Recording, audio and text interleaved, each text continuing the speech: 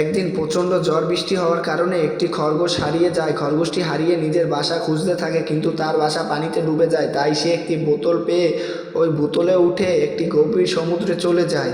গভীর সমুদ্রে গিয়ে আল্লাহর কাছে কান্না করে ও সাহায্য চাইতে থাকে।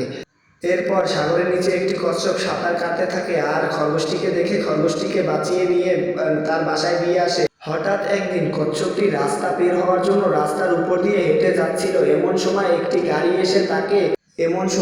গাড়ি এসে তাকে অ্যাক্সিডেন্ট করে চলে যায়। তাই খরগোশটি খবর পেয়ে দৌড়তে দৌড়তে আসতে থাকে এবং রক্তাক্ত অবস্থায় কচ্ছপটি রাস্তার পাশে পড়ে থাকে। এসে ভালো করে চেটেপুটে তাকে কাঁধে করে নিয়ে সুস্থ করার জন্য তার বাসায় চলে যায়।